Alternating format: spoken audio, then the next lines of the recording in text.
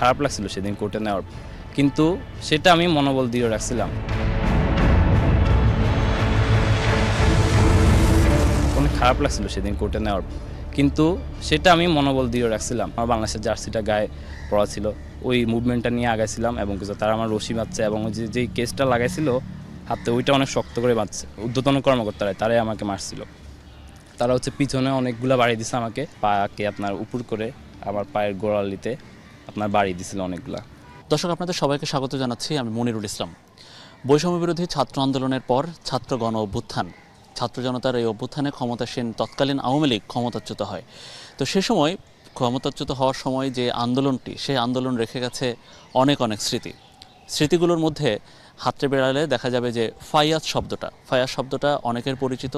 Residential model কলেজের বা সেই স্কুলের শিক্ষার্থী ফাইয়াজ, সেই ফায়াজের ছাড়াও আরেকজন ফায়াজ ছিল যিনি ওই আন্দোলনের সময় আলোচিত হয়েছিলেন এবং যার একটি ছবি সামাজিক যোগাযোগ মাধ্যম সহ পুরো গণমাধ্যম জুড়ে বা সারা দেশব্যাপী আলোচিত হয়েছিল। সেই ফায়াজকে আমরা পেয়েছি, যিনি বৈষম্যবিরোধী ছাত্র আন্দোলনে যাত্রাবাড়িতে আন্দোলন করার সময় থানা কর্তৃক গ্রেফতার হন এবং সেই ঘটনায় হাইকোর্ট বা উচ্চ আদালতও বাদ সাধে এবং তাকে কারাগার থেকে বা রিমান্ড বাতিল করে তাকে পাঠানো হয় কিশোর উন্নয়ন কেন্দ্রে। আজকে আমরা যমুনা টেলিভিশনের মাধ্যমে গণমাধ্যমের সামনে বা পুরো দর্শক শ্রোতার সামনে আমরা সেই ফায়াজকে হাজির করছি। আমরা তার সাথে একটু কথা বলতে চাই। ফায়াজ, আপনাকে ধন্যবাদ আমাকে সময় দেওয়ার জন্য। কেমন আছেন আপনি? আলহামদুলিল্লাহ, আমি ভালো আছি। ভালো আছেন। হাসনাতুল ইসলাম ফায়াজ, একটু আমাকে বলবেন যে ওই সময় আন্দোলনে কেন গেলেন? সর্বপ্রথম ঢাকা বিশ্ববিদ্যালয় থেকে আন্দোলনটা শুরু হয়েছিল, তো আপনারা কলেজ শিক্ষার্থীরা আসলে আন্দোলনে কেন নেমেছিলেন এবং কোথায় কিভাবে নামলেন আন্দোলন? আসলে দেখুন, আসলে আন্দোলনে নামার মূল যেই কারণটা সেটা ছিল হচ্ছে আমরা কোটা যে সংস্কার আন্দোলন সেটার জন্যই নেমেছিলাম। কিন্তু আসলে যখন হচ্ছে আমি মোবাইলে দেখতে পেয়েছিলাম যে শহীদ আবু সাইদকে কিভাবে গুলি করে আপনার হত্যা করা হয়েছিল, আসলে সেই শহীদ আবু সাইদ এবং শান্ত যারা প্রথম দিক দিয়ে আপনার শহীদ হয়েছিল, আমার তখন একটা প্রশ্ন মাথার মধ্যে জেগে গেছিল। সেটা হচ্ছে একটা দাবির জন্য কেন আমাদের ছাত্রদের প্রাণ যাবে?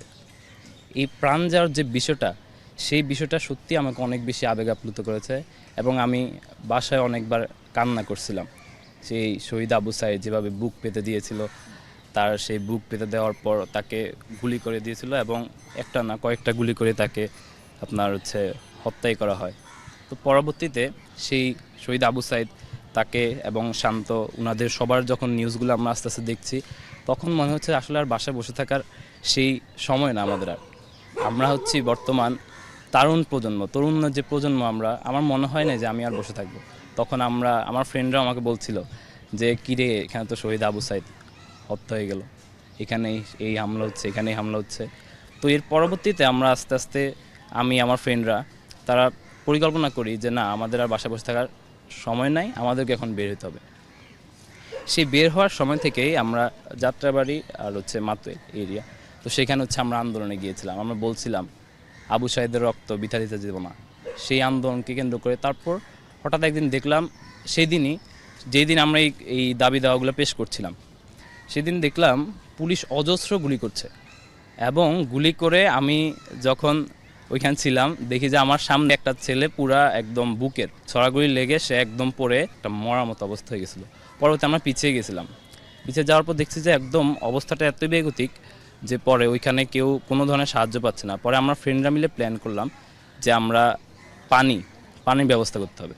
এখানে সবার যে আন্দোলনরত স্টুডেন্ট, তাদের কিন্তু অবস্থা একদম বেগতিক থেকে বেগতিক, তাদের কোনো ধরনের সাহায্য সহযোগিতা পাচ্ছে না, বরঞ্চ তাদের আরও কঠিন সিচুয়েশন দিকে তাদের যাচ্ছে। সেই মুহূর্তে আমার ফ্রেন্ডরা শামসুল খান, যারা আমরা পড়াশোনা করি, তারা ওইখানে আমরা একটা সবাই মিলে যার কাছে যা আছে আমরা পানির বোতল কিনা শুরু করি। এবং পানি বোতল কিনা শুরু করার মাঝে মাঝে সবচেয়ে আশ্চর্যজনক বিষয় সেটা হচ্ছে আমাকে আশেপাশের আমাদের যে স্যাররা ছিল তারাও বিভিন্নভাবে আমাদের হেল্প করছে পানি কেনার জন্য। প্রায় আমরা 23 কেস পানির মতো পানি কিনে সেই এরিয়া পুরাটা সবাইকে পানি দিয়েছিলাম। কিন্তু আমরা সেটা জানতাম না যে এরিয়া আমরা পানি দিচ্ছি ওই এরিয়ার ভিতরে অনেক ইনফর্মার আছে। তারা কি করছিল, আমরা তো তাদেরকেও পানি দিচ্ছি, আমরা সেটাও খেয়াল করিনি। তো তারা পরবর্তীতে ওই যে আমরা যারা পানি দিয়েছি, আমরা যারা ওইখানে হেল্প করছি স্টুডেন্টদেরকে, তাদের তালিকা করছিল একটা। এই তালিকার ভিত্তিতে পরবর্তী যখন সিচুয়েশন অনেক খারাপ হয়ে গেছিলো, এরপর আমরা নামতে পারি নাই, আমি যাইতে পারি নাই, আমি বাসায় ছিলাম। এরপরে কয়েকদিন পরেই সাদা পোশাকধারী ছিল কয়েকজন পুলিশ, ওসি, তারা মিলে নিয়ে গেছিলো এবং বলছে যে কিছু জিজ্ঞাসাবাদের উদ্দেশ্যে আমাকে নিয়ে যাচ্ছে।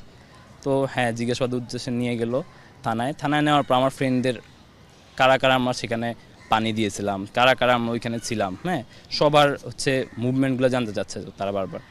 তো এক পর্যায়ে যখন আমাকে থানায় নিয়ে গিয়েছিল, থানায় নেওয়ার পর তারা প্রথমে সুন্দর করে জিজ্ঞাসাবাদ করতেছিল, কিন্তু এক পর্যায়ে তারা বলতেছে যে আমার ফ্রেন্ড কারা কারা ওইখানে ছিল, কারা কারা হত্যার সাথে জড়িত। আমি তখন আশ্চর্য হয়েছিলাম, মানে বিষয়টা আমি বুঝতে পারি নাই যে হত্যার কথা কেন বলছে। আমরা তো পানি দিয়েছিলাম, পানি শুধু বিতরণ করছিলাম এবং সাহায্যের জন্য জাস্ট স্টুডেন্ট। তো সেই মুহূর্তে তখন আমি অনেকটা মানে প্রশ্নবিদ্ধ হয়ে ওনাকে জিজ্ঞেস করলাম, হত্যার বিষয়টা তো আমি বুঝলাম না। তো এরপর ওরা আস্তে আস্তে আমার উপর রুড বিহেভিয়ার শুরু করে দেয়।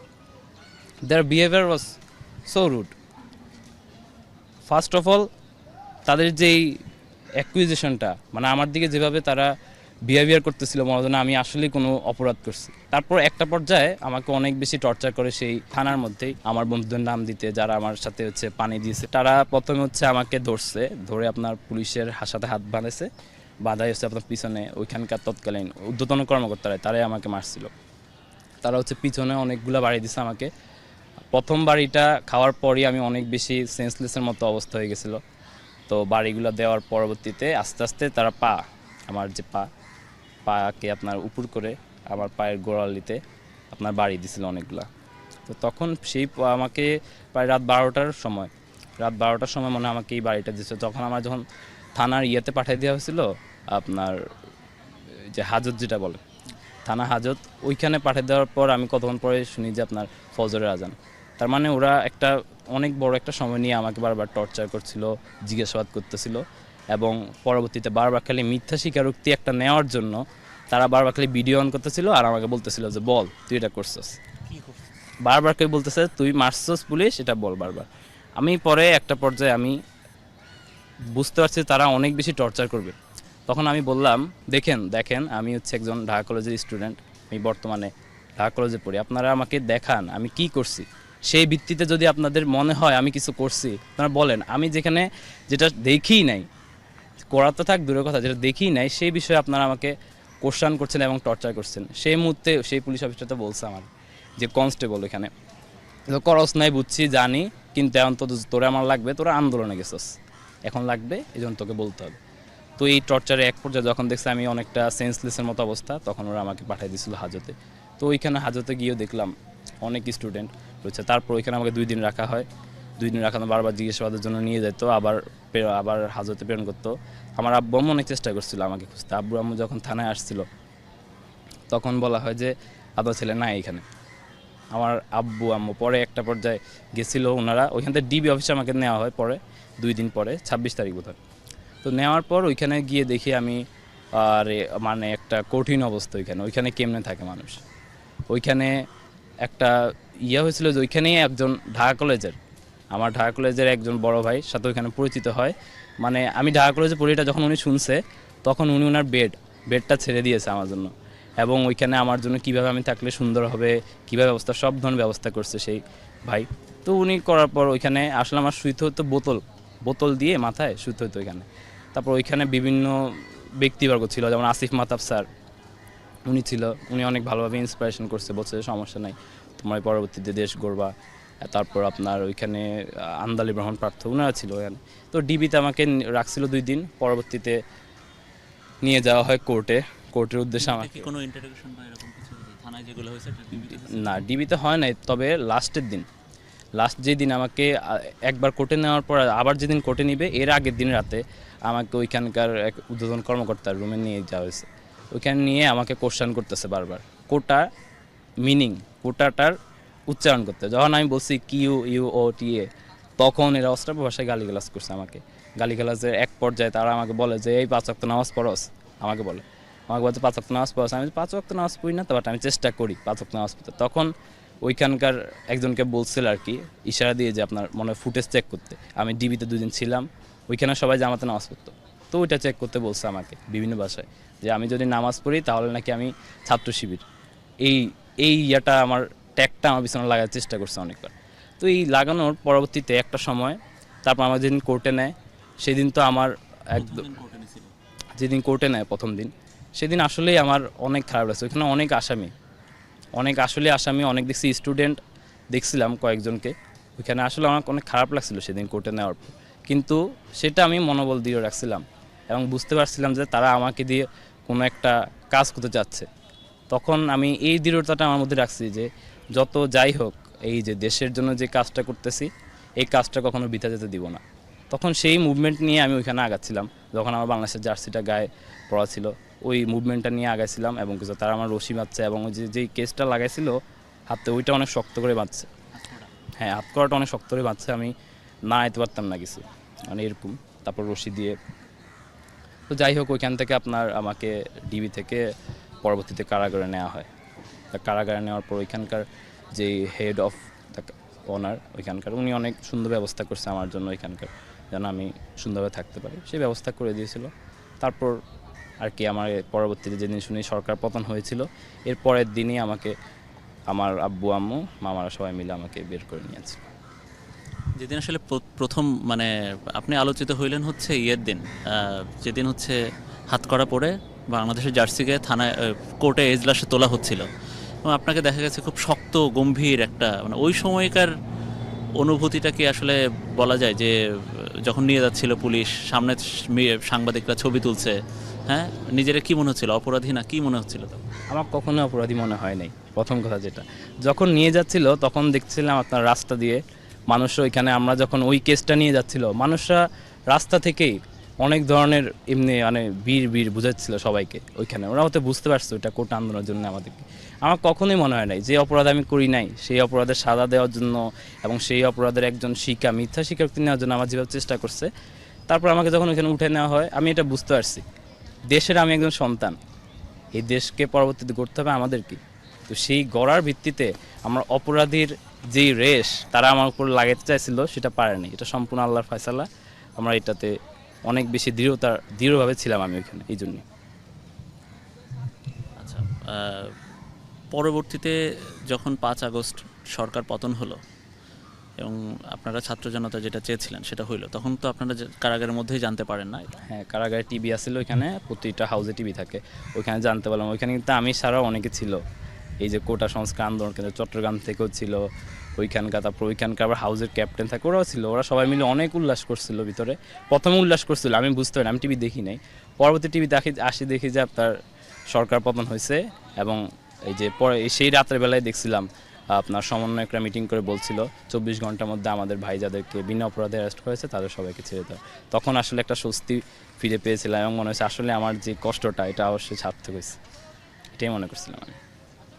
তো আন্দোলন করলেন, আপনার আন্দোলন সফল হইলো, তো ভবিষ্যৎ বাংলাদেশ আসলে কেমন দেখতে চান? বিশেষ করে শিক্ষার্থীদের এখন শিক্ষার অবস্থা একটু ছন্নছাড়া অবস্থা, তাই না?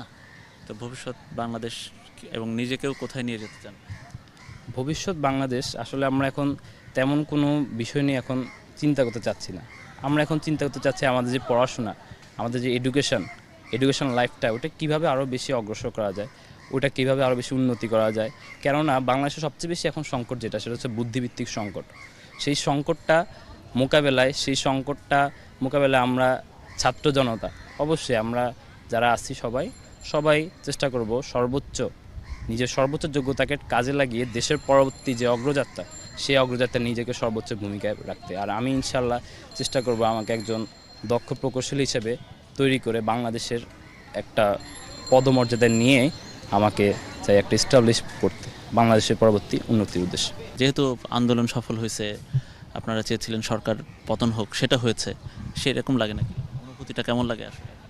না, আসলেই আনন্দর যে একটা পর্যায় সেটাতে আছি আমরা, কিন্তু যে আমার যে ভাইরা, আমাদের ফ্রেন্ডরা যে এত শহীদ হয়েছে, সহস্র শহীদ, তাদের তো আসলেই আমরা হয়তো জেলে গিয়েছি, আমরা হয়তো একটু কিছু একটা অংশ করছি, কিন্তু তাদের তো পুরো জীবনটাই ত্যাগ করে দিয়েছে। সেই জায়গা থেকে আসলে বলতে চাই তাদের ত্যাগটা, তাদের সেই ত্যাগ, এই স্মরণটা এটা সবসময় আমরা রাখতে চাই এবং তাদের সেই আত্মত্যাগের বিনিময়ে পরবর্তী যে বাংলাদেশ গড়তে চাই আমরা, সেটা যেন হয় শুধুমাত্র বাংলাদেশ গড়ার একটি আদর্শ সৎ একটা রাষ্ট্র গড়ার পরিকল্পনা যেন আমরা নিতে পারি। মানে এখনো তো অনেকেই আপনার ছবি যখন ইয়ে হয় পত্রপত্রিকা আসে, সামাজিক ফেসবুকে আসে, তো অনেকেই আপনাকে চিনে, তাই না? অনেকে এখন চিনে নিশ্চয়ই। তো রাস্তাঘাটে বের হলে যখন মানুষ চিনে তখন কি মনে হয়? বা না, আসলে ওইটা প্রথম বললাম, আমার আসলে মনে হয় আমি সার্থক এই ক্ষেত্রে, যে আমি এই একটা আন্দোলনে মানুষের চাওয়া একটা কিছু হইলে একটা অংশ আমি একটা আমার সাপোর্ট দিতে পারছি। কিন্তু আসলে মানুষের যেই চাওয়া, মানুষ চাচ্ছে আর আর কি, মানুষ আমার রাস্তাটা দেখা হইলে আমার সাথে অনেকক্ষণ ধরে কথা বলে, তাদের যেই শোক, তারা বলছে অনেকজন অনেক দোয়া করছি তোমার জন্য ভাইয়া, একদম আমরা তো পুরা তোমাকে নেওয়ার পর আমরা আন্দোলন চলে গিয়েছিলাম, আমরা বাসায় থাকিনি। আমার স্কুলের ফ্রেন্ড এবং স্কুলে যার সাথে দেখা হয় তারাই বলে আমাকে এই কথা আর কি। তাহলে সেটা আমাকে অনেক বেশি ইন্সপিরেশনের জায়গা তৈরি করে। এই জায়গায় চেষ্টা করছি আমাকে একটা যোগ্যতার সর্বোচ্চ উচ্চতায় নিয়ে যেতে, এবং সেটার জন্য পড়াশোনা, এডুকেশনটাকে অনেক বেশি গুরুত্ব দিতে। ইনশাআল্লাহ দক্ষ প্রকৌশল হিসেবে নিজেকে গড়তে চাই।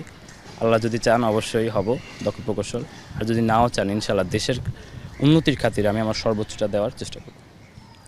অনেক ধন্যবাদ। আমরা হাসনাতুল ইসলাম ফায়াজের সাথে কথা বলছিলাম, যিনি বেশ কয়েকদিন কারাগারে ছিলেন, অর্থাৎ কিশোর উন্নয়ন কেন্দ্রে ছিলেন, যাকে কিশোর অবস্থায় হাতকড়া পরিয়ে আদালতে তোলা হয়েছিল, যার বিরুদ্ধে হত্যা মামলা দেওয়া হয়েছিল এই কিশোর বয়সেই। এবং এই বয়সে ছেলেমেয়েরা এই বৈষম্য বিরোধী ছাত্র আন্দোলন পরবর্তীতে ছাত্র জনতার গণ অভ্যুত্থানে একটা বিরাট ভূমিকা রাখে। অনেকেই ফায়াজের মতো জীবন দিয়েছে, আর অনেক ফায়াজ এই ফায়াজের মতো অনেক ফায়াজ আসলে তারা কারাবরণ করেছে, তারা রিমান্ডে গিয়েছে, তারা নির্যাতনের শিকার হয়েছে থানা পুলিশ বা ডিবি পুলিশের কার্যালয়ে। তো আসলে এই শিক্ষার্থীদের চাওয়া নিশ্চয়ই, এই ফায়াজের সাথে আমি যখন এই সাক্ষাৎকার নেওয়ার আগে কথা বলছিলাম, তারাও বলছিল যে এই যে তাদের যে ত্যাগ তিতিক্ষা, ভবিষ্যৎ বাংলাদেশ সরকার এখন যারা আছে, দায়িত্বে যারা আছে, এই ত্যাগ তিতিক্ষার এবং তাদের যে আদর্শ, তাদের যে